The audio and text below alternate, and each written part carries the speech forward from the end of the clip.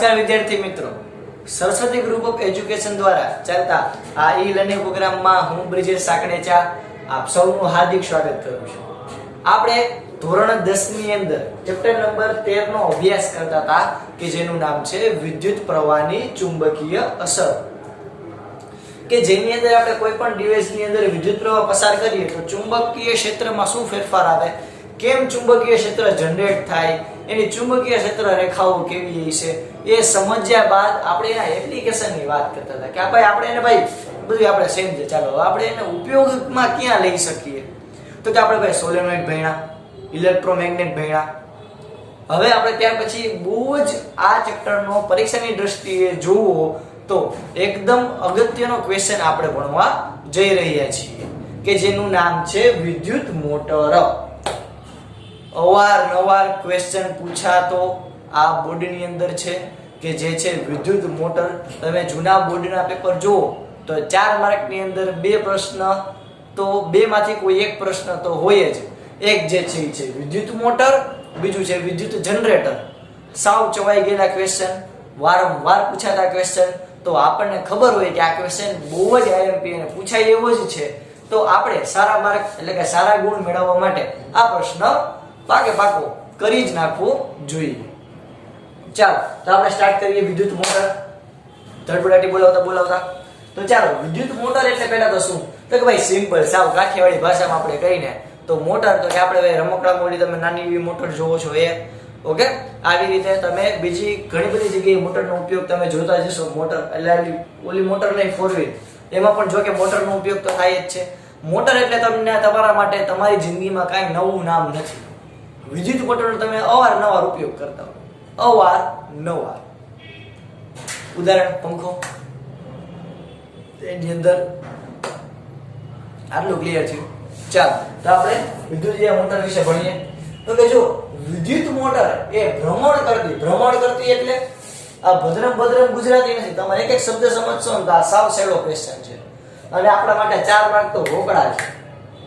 જો વિદ્યુત મોટર એ ભ્રમણ કરતી એક એવી રચના છે, એટલે કે એ આમ ફરતી, રોટેટ કરતી, ડિસ્કો કરતી એવી રચના છે કે જે વિદ્યુત ઉર્જાનું યાંત્રિક ઉર્જામાં રૂપાંતર કરે છે. શું કીધું આ વિદ્યાર્થી મિત્રો? કે વિદ્યુત ઉર્જાનું યાંત્રિક ઉર્જામાં રૂપાંતર કરે છે. એટલે વિદ્યુત મોટર એક એવી રચના છે કે વિદ્યુત મોટર એ વિદ્યુત ઉર્જા, તમે જે ઇલેક્ટ્રિસિટી આપો એને કેમાં કન્વર્ટ કરશે? યાંત્રિક ઉર્જામાં, એટલે કે ભ્રમણ કરાવશે.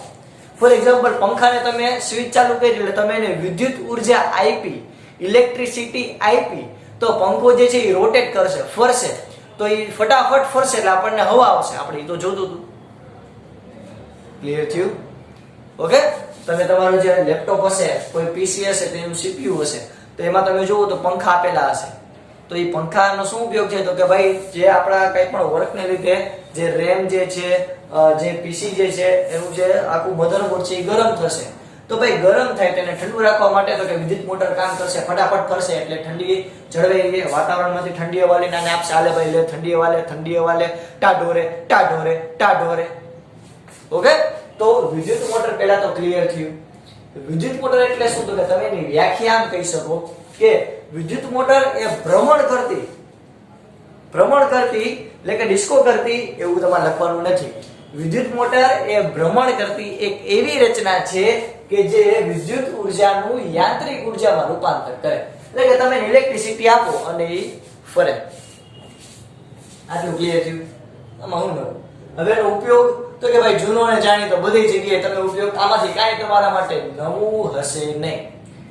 જેમ કે વિદ્યુત પંખામાં, મિક્સરમાં, કોઈ પણ જ્યુસ બનાવવા માટે, કોઈ વસ્તુને ક્રશ કરવા માટે, કમ્પ્યુટરની અંદર મેં તમને હમણાં જ કીધું એમ MP3 પ્લેયર, DVD તમે જોઈ, DVD ખોલો તો મસ્ત મજાની નાની એમથી મોટર હશે. તમે ઘણા ખતરા કરેલા હશે કે એ નાની એવી મોટર કાઢવાના, બહુ હલકી એવી મોટર હોય.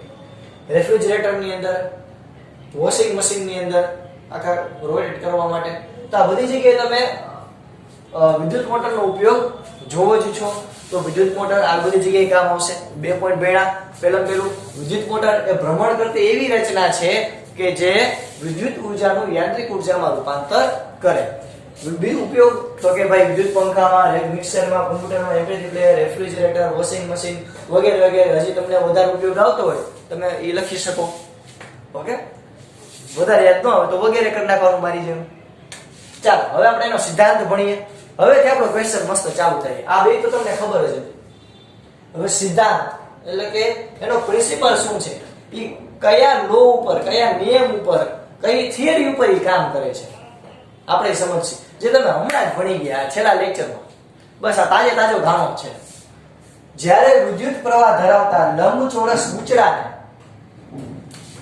ચુંબકીય ક્ષેત્રમાં મૂકવામાં આવે ત્યારે ક્ષેત્રને લંબ હોય તેવી બે બાજુ ઉપર ચુંબકીય ક્ષેત્રને લંબ રૂપે સમાન મૂલ્યના અને વિરુદ્ધ દિશામાં બળ લાગે છે, જેથી ગુજરું સતત ભ્રમણ કરે છે. અરે ભાઈ તમે ये क्या बोल रहे हो, कुछ समझ में नहीं आ रहा है. समझाता हूं. જ્યારે વિદ્યુત પ્રવાહ ધરાવતા લંબચોરસ બૂચડાને, ઓકે આપણે વિદ્યુત પ્રવાહમાં આપણે ભણ્યા હતા, યાદ કરો વિદ્યાર્થી મિત્રો. અહીં નાનો હું તમને દેખાડું કે જ્યારે F એટલે કે લાગતું બળ મહત્તમ ક્યારે હોય, તો કે આપણે ભણ્યા હતા કે ચુંબકીય ક્ષેત્ર અને એની વચ્ચે તમે કોઈ સળિયો મૂકો, બે વચ્ચે 90 નો ખૂણો થાય તો લાગતું બળ કેવું હોય, મહત્તમ. અને જો બંને એકબીજાને સમાંતર હોય, 0 નો ખૂણો બનાવતા હોય તો લાગતું બળ કેવું હોય, 0. આવું આપણે ભણ્યા, યાદ જ છે. બસ એ જ સિદ્ધાંતમાં એ ઉપયોગ કરવાનો. શું કીધું તો કે જ્યારે વિદ્યુત પ્રવાહ ધરાવતા લંબચોરસ બૂચડાને, એટલે કે જો હું આવું એક કોઈ બૂચડું લઉં,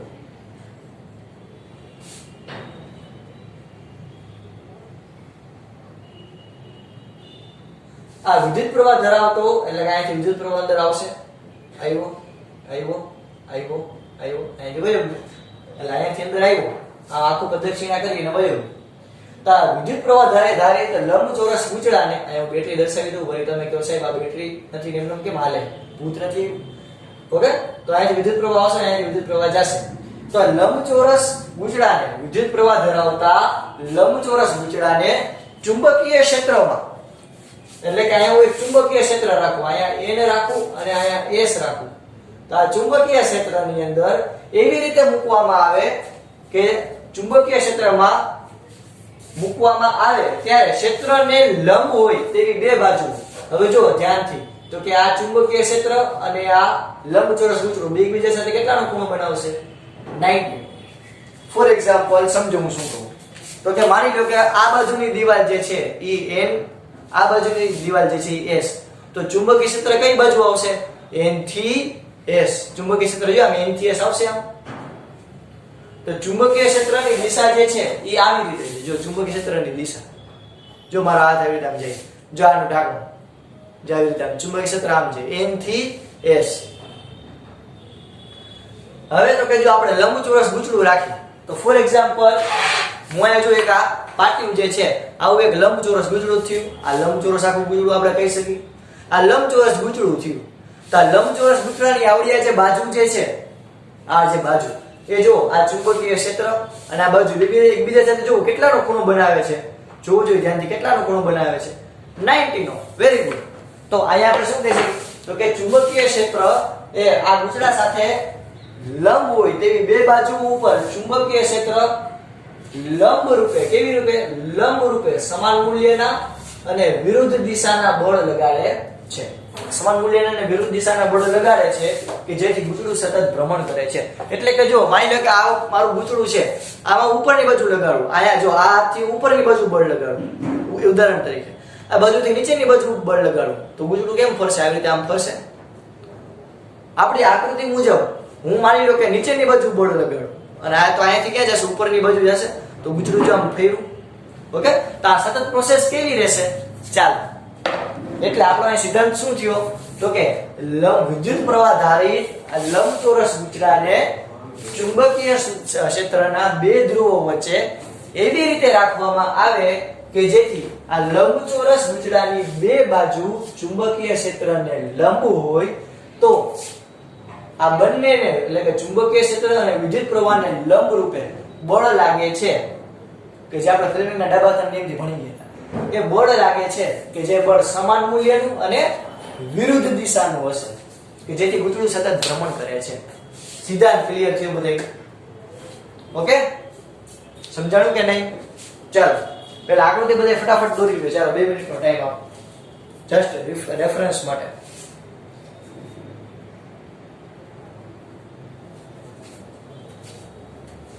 ચાલો હવે આપણે આની પદ્ધતિ ઉપર અમલ કરીએ, એટલે કે પદ્ધતિ સ્ટાર્ટ કરીએ. તો પહેલા તો આ રફ આકૃતિ આપણે ભૂસી નાખીએ.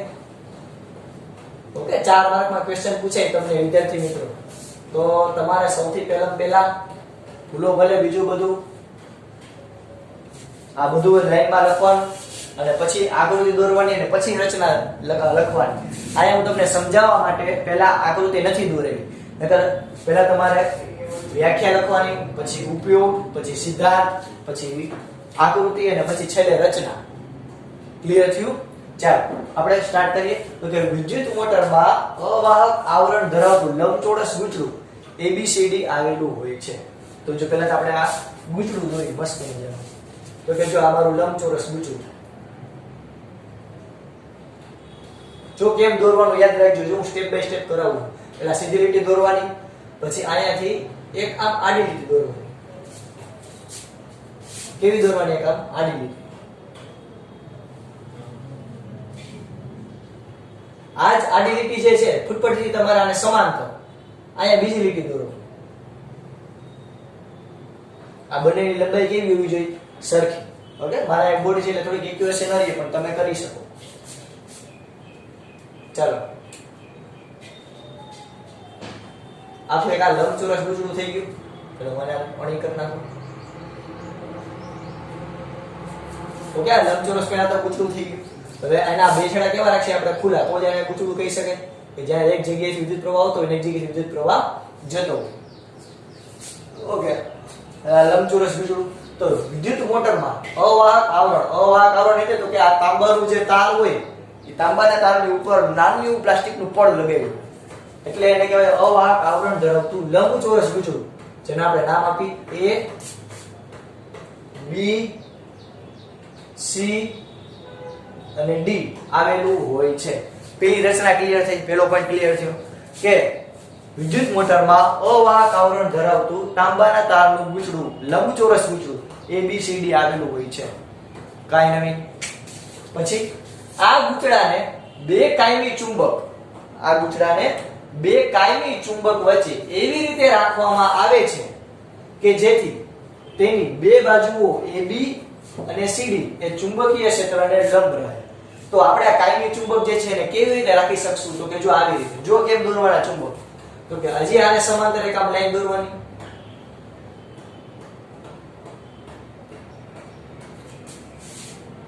પછી આની સાથે એક આમ લાઈન દોરવાની મસ્ત મજાની. જો આમ એક આમ લાઈન દોરી, હવે આની સાથે એક આમ લાઈન દોરવાની. હવે આને સમાંતર ફરી પછી એક લાઈન દોરો. ઓકે, આયા જેવું દોર્યું લંબચોરસ ગૂંચળું એવું એક આયા દોરવા, એવું જ એક પાછું આયા દોરવા.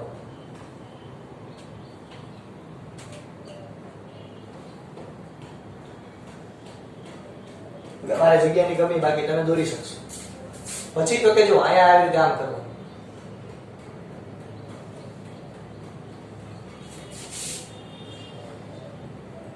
આ પેટી બનાવી નાખો. કેવી રીતે બનાવશો? તો કે આને એવી રીતે આમ રાખી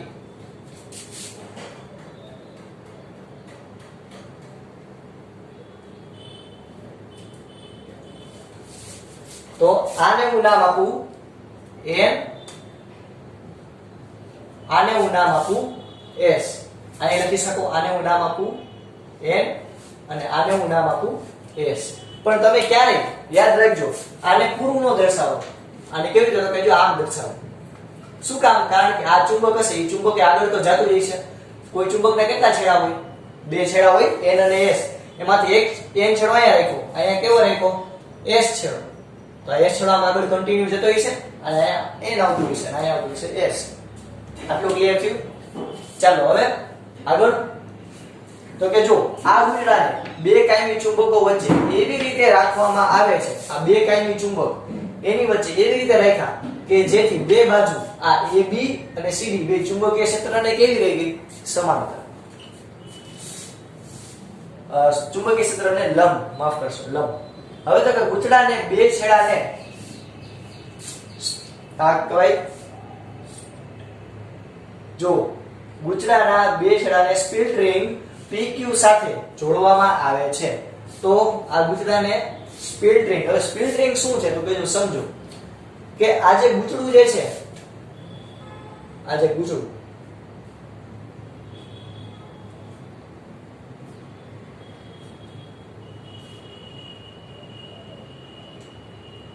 આ જે ગુચડું જે છે એક આવો નળાકાર રાખેલો છે.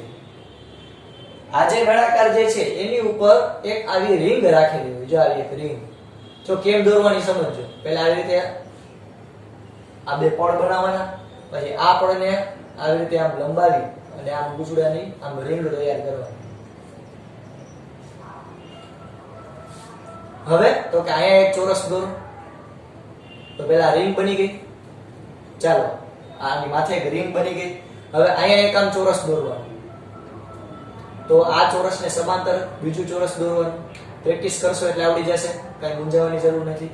એવી રીતે અહીંયા એક તમે ચોરસ દોરો, તો એ ચોરસ સાથે એક ખૂણો દોરવાનો. પછી તો કેટલું બરાબર મધ્યમાંથી એક લાઈન પસાર કરવાની.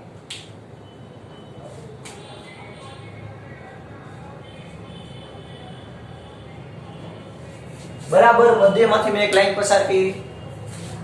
અહીંયા આના બે ભાગ પાડવાના. શું કામ? કારણ કે જે આ સ્પ્લિટ રિંગ હોય, એની તૂટેલી હોય, આખી નો હોય, આવી રીતે હોય. જો વિદ્યાર્થી મિત્રો આવી રીતે, તો જો આ બે આંગળીઓની વચ્ચે એક જગ્યા છે, આખી આમ ગોળ ન હોય, આખી એની વચ્ચે આટલી જગ્યા હોય, તો એવી રીતે હશે. પછી તો કે હવે આનો એક જે છેડો છે એ PQ ની બહારની બાજુએ બે વાહક કાર્બન બ્રશ, આ કાર્બન બ્રશ છે. જો આ રિંગ જે છે, આ રિંગને હું નામ આપું P અને Q. જો આ બ્લુ માર્કર થી આપું છું, આને નામ P અને આને નામ આપું Q. આ રિંગને, એ રિંગની બહાર એક બ્રશ છે, એ બ્રશને હું નામ આપું X અને આને હું નામ આપું Y. કે જે વાહક હશે અને સ્થાયી બ્રશ હશે, એટલે કે એક પ્રકારના બ્રશ હોય કાર્બનના. ઓકે, તમને હમણાં દેખાડું રચના. આ બ્રશ XY ને આકૃતિ મુજબ બેટરી અને કળ સાથે જોડેલા છે.